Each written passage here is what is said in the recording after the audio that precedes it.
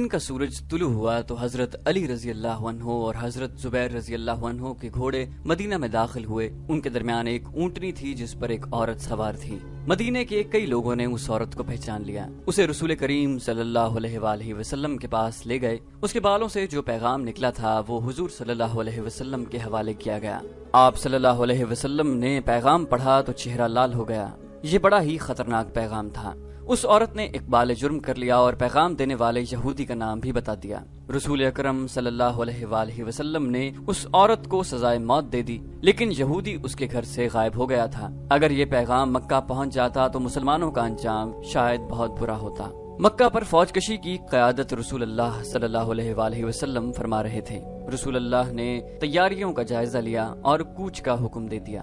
اس اسلامی لشکر کی تعداد 10,000 پیادہ اور سوار تھی۔ اس لشکر میں مدینہ کے ارد گرد کے وہ قبیلے بھی شامل تھے جو اسلام قبول کر چکے تھے۔ مورخین نے لکھا ہے کہ یہ لشکر مکہ جا رہا تھا تو راستے میں 2-3 قبیلے اس لشکر میں شامل ہو گئے۔ تقریباً تمام مسلم اور غیر مسلم مورخوں نے لکھا ہے کہ رسول خدا صلی اللہ علیہ وآلہ وسلم کی قیادت میں اس لشکر کی پیش قدمی غیر معمولی طور پر تیز تھی، اور یہ مسلمانوں کا پہلا لشکر تھا جس کی نفری 10,000 تک پہنچی تھی۔ یہ لشکر مکہ کے شمال مغرب میں ایک وادی مرزہر میں پہنچ گیا جو مکہ سے تقریباً 10 میل دور ہے۔ اس وادی کا ایک حصہ وادی فاطمہ کہلاتا ہے۔ رسول اکرم صلی اللہ علیہ وآلہ وسلم اس مقصد میں کامیاب ہو چکے تھے کہ اہل مکہ کو اسلامی لشکر کی آمد کی اطلاع نہ ہو۔ اب خبر ہو بھی جاتی تو کوئی فرق نہیں پڑتا تھا۔ اب قریش دوسرے قبیلوں کو مدد کے لیے بلانے نہیں جا سکتے تھے۔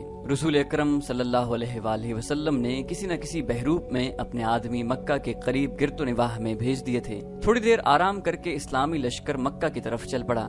جوفا ایک مقام ہے جہاں لشکر کا ہراول دستہ پہنچا تو مکہ کی طرف سے چھوٹا سا ایک قافلہ آتا دکھائی دیا۔ اسے قریب آنے دیا گیا۔ دیکھا تو وہ قریش کا ایک سرکردہ آدمی عباس تھا جو اپنے پورے خاندان کو ساتھ لیے مدینہ کو جا رہا تھا۔ یہ حضرت عباس رضی اللہ عنہ کے نام سے تاریخ اسلام میں شہرت کے حامل ہوئے۔ یہ آپ صلی اللہ علیہ وآلہ وسلم کے چچا حضرت عباس بن عبد المطلب رضی اللہ عنہ تھے۔ انہیں رسول اکرم صلی اللہ علیہ وسلم کے حضور لے جایا گیا۔ رسول اکرم صلی اللہ علیہ وسلم نے ان سے پوچھا، کیا آپ اس لیے مکہ سے بھاگ آئے ہیں کہ مکہ پر قیامت ٹوٹنے والی ہے؟ حضرت عباس رضی اللہ عنہ نے جواب دیا، خدا کی قسم مکہ والوں کو خبر ہی نہیں کہ محمد صلی اللہ علیہ وسلم کا لشکر ان کے سر پر آ گیا ہے، اور میں آپ کی اطاعت قبول کرنے مدینہ جا رہا ہوں۔ رسول خدا صلی اللہ علیہ وسلم نے کہا، اطاعت اس اللہ کی قبول کرو جو وحدہ لا شریک ہے اور وہی عبادت کے لائق ہے، میں اس کا بھیجا ہوا رسول ہوں صلی اللہ علیہ وسلم۔ حضرت عباس رضی اللہ عنہ نے اسلام قبول کر لیا۔ رسول اکرم صلی اللہ علیہ وسلم نے انہیں گلے لگا لیا۔ حضرت عباس بن عبد المطلب رضی اللہ عنہ آپ صلی اللہ علیہ وسلم سے تقریباً 3 سال بڑے تھے اور آپ بچپن میں ان کے ساتھ کھیلا کرتے تھے۔ حضرت عباس رضی اللہ عنہ کے قبول اسلام کے وقت کے حوالے سے اختلاف پایا جاتا ہے۔ مشہور قول یہ ہے کہ آپ رضی اللہ عنہ غزوہ خیبر کے بعد اسلام قبول کر چکے تھے اور حضور صلی اللہ علیہ وسلم کی ہدایت پر ہی اب تک مکہ میں مقیم تھے۔ آپ صلی اللہ علیہ وسلم کو مسرت اس سے ہوئی کہ اہل قریش مکہ میں بے فکر اور بے غم بیٹھے تھے۔ حضرت عباس رضی اللہ عنہ نے جب یہ صورتحال دیکھی تو انہوں نے رسول اللہ صلی اللہ علیہ وسلم سے کہا، اہل قریش آخر ہمارا اپنا خون ہے، 10,000 کے اس لشکر کے قدموں میں قریش کے بچے اور عورتیں بھی کچلی جائیں گی۔ عباس رضی اللہ عنہ نے رسول اللہ کو یہ بھی بتایا کہ قریش میں اسلام کی قبولیت کی ایک لہر پیدا ہو گئی ہے، کیا یہ مناسب نہ ہوگا کہ انہیں صلح کا ایک اور موقع دیا جائے؟ رسول اکرم صلی اللہ علیہ وسلم نے حضرت عباس رضی اللہ عنہ سے کہا کہ وہ ہی مکہ جائیں اور ابو سفیان سے کہیں کہ مسلمان مکہ پر قبضہ کرنے آ رہے ہیں، اگر اہل مکہ نے مقابلہ کیا تو کسی کو زندہ نہیں چھوڑا جائے گا، مکہ شہر مسلمانوں کے حوالے کر دیا جائے۔ رسول اکرم صلی اللہ علیہ وآلہ وسلم نے حضرت عباس رضی اللہ عنہ کو نہ صرف مکہ جانے کی اجازت دی بلکہ انہیں اپنا خچر بھی دیا جو آپ صلی اللہ علیہ وسلم گھوڑے کے علاوہ اپنے ساتھ رکھتے تھے۔ ابو سفیان مدینہ سے جو تاثر لے کر گیا تھا وہ اس کے لیے بڑا ہی ڈراؤنا اور خطرناک تھا۔ وہ تجربہ کار آدمی تھا، وہ مسلمانوں کی شجاعت اور عزم کی پختگی سے واقف تھا۔ اسے ہر لمحہ دھڑکا لگا رہتا تھا کہ مسلمان مکہ پر حملہ کریں گے۔ اس کی بیوی ہندہ، اس کے سالار اکرمہ اور صفوان اس کا حوصلہ بڑھاتے رہتے تھے۔ لیکن اسے اپنے ذاتی وقار کی اور اپنے قبیلے کی تباہی نظر آ رہی تھی۔ وہ ہر وقت بے چین رہنے لگا تھا۔ ایک روز وہ اس قدر بے چین ہوا کہ گھوڑے پر سوار ہو کر مکہ سے باہر چلا گیا۔ اس کی کوئی حس اسے بتا رہی تھی کہ کچھ ہونے والا ہے۔ اس کے دل پر گھبراہٹ طاری ہوتی چلی گئی۔ اس نے اپنے آپ سے کہا کہ ہوگا یہی کہ مسلمان مکہ پر حملہ کرنے آ جائیں گے۔ یہ سوچ کر وہ یہ دیکھنے کے لیے مدینہ کے راستے پر ہو لیا کہ مدینہ کی فوج آ ہی تو نہیں گئی۔ اسے ایسے محسوس ہو رہا تھا جیسے ہوا کی بو بھی بدلی بدلی سی ہے۔ وہ ان سوچوں میں گم مکہ سے چند میل دور نکل گیا۔ اسے عباس رضی اللہ عنہ ایک خچر پر سوار اپنی طرف آتے دکھائی دیے۔ وہ رک گیا۔ اس نے پوچھا، کیا تم اپنے پورے خاندان کے ساتھ نہیں گئے تھے؟ واپس کیوں آ گئے؟ حضرت عباس رضی اللہ عنہ نے کہا، میرے خاندان کی مت پوچھو ابو سفیان۔ مسلمانوں کے 10,000 پیادوں، گھڑ سواروں اور شتر سواروں کا لشکر مکہ کے اتنا قریب پہنچ چکا ہے جہاں سے چھوڑے ہوئے تیر مکہ کے دروازوں میں لگ سکتے ہیں۔ کیا تو مکہ کو اس لشکر سے بچا سکتا ہے؟ کسی کو مدد کے لیے بلا سکتا ہے؟ صلح کا معاہدہ تیرے سالاروں نے توڑا ہے۔ محمد صلی اللہ علیہ وآلہ وسلم، جسے میں اللہ کا رسول مان چکا ہوں، سب سے پہلے تجھے قتل کرے گا۔ اگر تو میرے ساتھ رسول اللہ صلی اللہ علیہ وسلم کے پاس چلا جائے تو میں تیری جان بچا سکتا ہوں۔ خدا کی قسم میں جانتا تھا مجھ پر یہ وقت آئے گا۔ ابو سفیان نے کہا، چلو میں تمہارے ساتھ چلتا ہوں۔ شام کے وقت عباس رضی اللہ عنہ ابو سفیان کو ساتھ لیے مسلمانوں کے پڑاؤ میں داخل ہوئے۔ حضرت عمر رضی اللہ عنہ کیمپ کے پہرے داروں کو دیکھتے پھر رہے تھے۔ انہوں نے ابو سفیان کو دیکھا تو آگ بگولا ہو گئے۔ کہنے لگے، اللہ کے دین کا یہ دشمن ہمارے پڑاؤ میں رسول اللہ صلی اللہ علیہ وسلم کی اجازت کے بغیر آیا ہے۔ حضرت عمر رضی اللہ عنہ رسول اللہ صلی اللہ علیہ وسلم کے خیمے کی طرف دوڑ پڑے۔ وہ ابو سفیان کے قتل کی اجازت لینے گئے تھے، لیکن حضرت عباس رضی اللہ عنہ بھی پہنچ گئے۔ رسول اکرم صلی اللہ علیہ وآلہ وسلم نے انہیں صبح آنے کو کہا۔ حضرت عباس رضی اللہ عنہ نے ابو سفیان کو رات اپنے پاس رکھا۔ صبح رسول کریم صلی اللہ علیہ وآلہ وسلم نے ابو سفیان سے پوچھا، کیا تم جانتے ہو کہ اللہ وحدہ لا شریک ہے اور وہی معبود ہے اور وہی ہم سب کا مددگار ہے؟ میں نے یہ ضرور مان لیا ہے کہ جن بتوں کی عبادت میں کرتا رہا ہوں وہ بتوں کے سوا کچھ بھی نہیں۔ ابو سفیان نے کہا، وہ میری کوئی مدد نہیں کر سکتے، پھر یہ کیوں نہیں مان لیتا کہ میں اللہ کا رسول ہوں جو معبود ہے؟ رسول کریم صلی اللہ علیہ وآلہ وسلم نے پوچھا، میں شاید یہ نہ مانوں کہ تم اللہ کے رسول ہو۔ ابو سفیان ہاری ہوئی سی آواز میں بولا۔ ابو سفیان، عباس رضی اللہ عنہ نے قہر بھری آواز میں کہا، کیا تو میری تلوار سے اپنا سر تن سے جدا کرنا چاہتا ہے؟ حضرت عباس رضی اللہ عنہ نے رسول کریم صلی اللہ علیہ وآلہ وسلم سے کہا، یا رسول اللہ، ابو سفیان ایک قبیلے کا سردار ہے، باوقار اور خوددار بھی ہے، یہ ملتجی ہو کے آیا ہے۔ ابو سفیان پر کچھ ایسا اثر ہوا کہ اس نے بے اختیار کہا، محمد اللہ کے رسول ہیں۔ میں نے تسلیم کر لیا، میں نے مان لیا۔ رسول کریم صلی اللہ علیہ وآلہ وسلم نے کہا، جاؤ مکہ میں اعلان کر دو کہ مکہ کے وہ لوگ مسلمانوں کی تلواروں سے محفوظ رہیں گے جو ابو سفیان کے گھر میں داخل ہو جائیں گے، اور وہ لوگ محفوظ رہیں گے جو مسجد میں داخل ہو جائیں گے، اور وہ لوگ محفوظ رہیں گے جو اپنے دروازے بند کر کے اپنے گھروں میں رہیں گے۔ ابو سفیان رضی اللہ عنہ اسی وقت مکہ کو روانہ ہو گئے، اور رسول اکرم صلی اللہ علیہ وسلم نے صحابہ کرام کے ساتھ اس مسئلے پر تبادلہ خیال شروع کر دیا کہ مکہ میں اکرمہ اور صفوان جیسے ماہر اور دلیر سالار موجود ہیں، وہ مقابلہ کیے بغیر مکہ پر قبضہ نہیں ہونے دیں گے۔ اونٹ بہت تیز دوڑا چلا آ رہا تھا۔ جب وہ مکہ کے قریب پہنچا تو اس کے سوار نے چلانا شروع کر دیا، عزا اور حبل کی قسم، مدینہ والوں کا لشکر میرے زہر میں پڑاؤ کیے ہوئے ہے، اور میں نے اپنے سردار ابو سفیان کو وہاں جاتے دیکھا ہے۔ اہل قریش ہوشیار ہو جاؤ، محمد صلی اللہ علیہ وآلہ وسلم کا لشکر آ رہا ہے۔ اس نے اونٹ کو روکا اور اسے بٹھا کر اترنے کی بجائے اس کی پیٹھ سے کود کر اترا۔ اس کی پکار جس نے سنی وہ دوڑا آیا۔ وہ گھبراہٹ کے عالم میں یہی کہے جا رہا تھا کہ مدینہ کا لشکر آن پہنچا ہے، اور ابو سفیان کو اس لشکر کے پڑاؤ کی طرف جاتے دیکھا ہے۔ مکہ کے لوگ اس کے ارد گرد اکٹھے ہوتے چلے گئے۔ ابو حسنہ، ایک معمر آدمی نے اس سے پوچھا، تیرا دماغ صحیح نہیں یا تو جھوٹ بول رہا ہے؟ میری بات کو جھوٹ سمجھو گے تو اپنے انجام کو بہت جلد پہنچ جاؤ گے۔ شتر سوار ابو حسنہ نے کہا، کسی سے پوچھو ہمارا سردار ادھر کیوں گیا ہے۔ اس نے پھر چلانا شروع کر دیا، اے قبیلہ قریش، مسلمان اچھی نیت سے نہیں آئے۔ ابو حسنہ کا واویلا مکہ کی گلیوں سے ہوتا ہوا ابو سفیان رضی اللہ عنہ کی بیوی ہندا کے کانوں تک پہنچا۔ وہ آگ بگولا ہو کر باہر آئی اور اس ہجوم کو چیرنے لگی جس نے ابو حسنہ کو گھیر رکھا تھا۔ اس نے ابو حسنہ کا گریبان پکڑ کر کہا، ابو حسنہ، میری تلوار محمد صلی اللہ علیہ وسلم کے خون کی پیاسی ہے، تو میری تلوار سے اپنی گردن کٹوانے کیوں آ گیا ہے؟ کیا تو نہیں جانتا کہ جس پر تو جھوٹا الزام تھوپ رہا ہے وہ میرا شوہر اور قبیلے کا سردار ہے؟ ابو حسنہ نے کہا اپنی تلوار گھر سے لے آؤ خاتون، لیکن تیرا شوہر آ جائے تو اس سے پوچھنا کہ وہ کہاں سے آیا ہے۔ ہند نے پوچھا اور تو کہتا ہے کہ محمد صلی اللہ علیہ وسلم لشکر لے کر آئے ہیں۔ ابو حسنہ نے کہا خدا کی قسم میں وہ کہتا ہوں جو میں نے دیکھا ہے، اگر تو سچ کہتا ہے تو مسلمانوں کو موت ادھر لے آئی ہے۔ ہند نے کہا ابو سفیان رضی اللہ عنہ واپس آ رہے تھے، اہل مکہ ایک میدان میں جمع ہو چکے تھے، رسول کریم صلی اللہ علیہ وآلہ وسلم کی پیش قدمی اب راز نہیں رہ گئی تھی، لیکن اب کوئی فرق نہیں پڑتا تھا، اہل قریش اب کسی کو مدد کے لیے نہیں بلا سکتے تھے۔ ابو سفیان رضی اللہ عنہ آ رہے تھے، لوگوں پر خاموشی طاری ہو گئی۔ ابو سفیان رضی اللہ عنہ کی بیوی ہند لوگوں کو دائیں بائیں دھکیلتی آگے چلی گئی، اس کے چہرے پر غضب اور قہر تھا اور اس کی آنکھوں سے جیسے شعلے نکل رہے تھے۔ ابو سفیان رضی اللہ عنہ نے لوگوں کے سامنے آ کر گھوڑا روکا، انہوں نے اپنی بیوی کی طرف توجہ نہ دی۔ اہل قریش ابو سفیان رضی اللہ عنہ نے بلند آواز سے کہا پہلے میری بات ٹھنڈے دل سے سن لینا، پھر کوئی اور بات کہنا، میں تمہارا سردار ہوں، مجھے تمہارا وقار عزیز ہے۔ محمد صلی اللہ علیہ وآلہ وسلم اتنا زیادہ لاؤ لشکر لے کر آئے ہیں جس کے مقابلے میں تم قتل ہونے کے سوا کچھ نہیں کر سکتے۔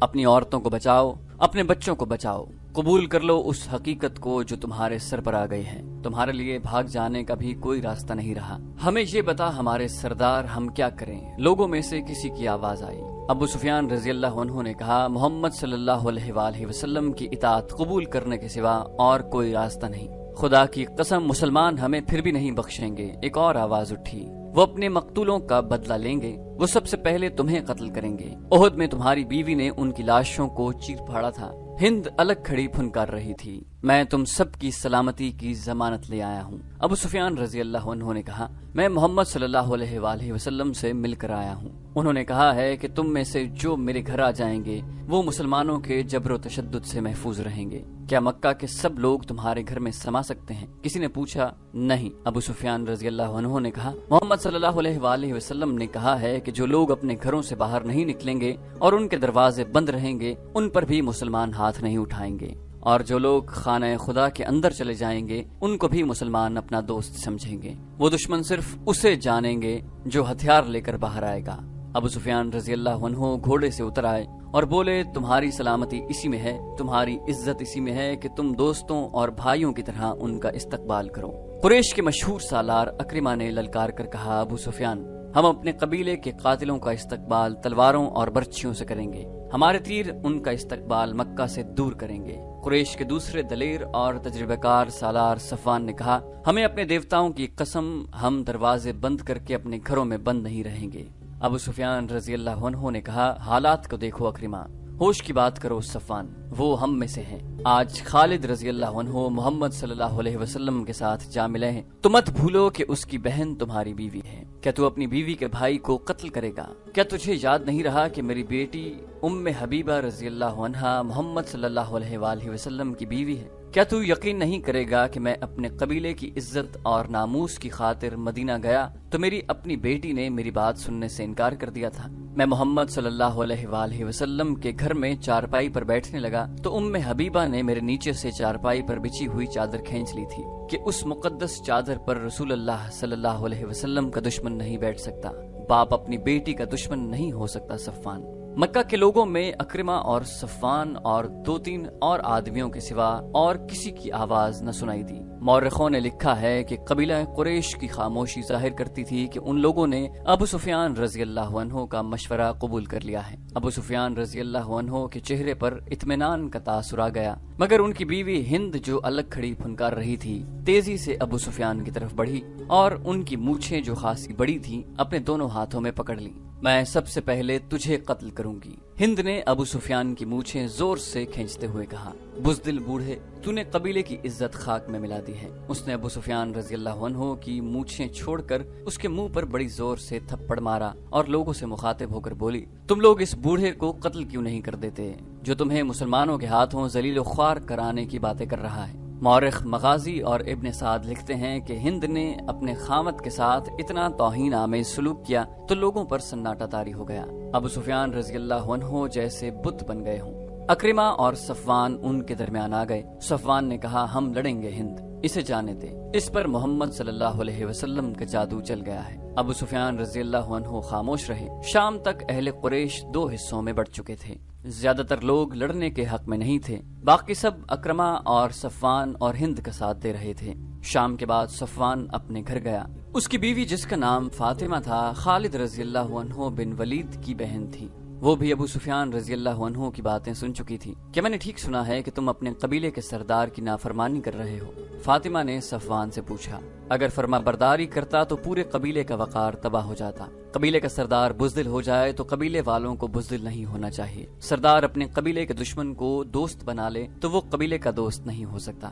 کیا تم مسلمانوں کا مقابلہ کرو گے؟ فاطمہ نے پوچھا۔ تو کیا تم یہ پسند کرو گی کہ تمہارا شوہر اپنے گھر کے دروازے بند کر کے اپنی بیوی کے پاس بیٹھ جائے اور دشمن اس کے دروازے کے سامنے دندناتا پھرے؟ کیا میرے بازو ٹوٹ گئے ہیں؟ کیا میری تلوار ٹوٹ گئی ہے؟ کیا تم اس لاش کو پسند نہیں کرو گی جو تمہاری گھر میں لائی جائے گی اور سارا قبیلہ کہے گا کہ یہ ہے تمہارے خاوند کی لاش جو بڑی بہادری سے لڑتا ہوا مارا گیا ہے؟ یا تم اس شوہر کو پسند کرو گی جو تمہارے پاس بیٹھا رہے گا اور لوگ تمہیں کہیں گے کہ یہ ہے ایک بزدل اور بے وقار آدمی کی بیوی جس نے اپنی بستی اور عبادت گاہ اپنے دشمن کے حوالے کر دی؟ تم مجھے کس حال میں دیکھنا پسند کرو گی؟ فاطمہ نے کہا، میں نے تم پر ہمیشہ فخر کیا ہے صفوان۔ عورتیں مجھے کہتی ہیں کہ تمہارا خاوند قبیلے کی آنکھ کا تارا ہے، لیکن اب حالات کچھ اور ہیں۔ تمہارا ساتھ دینے والے بہت تھوڑے ہیں، بہت تھوڑے ہیں۔ سنا ہے مدینے والوں کی تعداد بہت زیادہ ہے اور اب میرا بھائی خالد بھی ان کے ساتھ ہے۔ تم جانتے ہو وہ لڑنے مرنے والا آدمی ہے۔ کیا تم مجھے اپنے بھائی سے ڈرا رہی ہو فاطمہ؟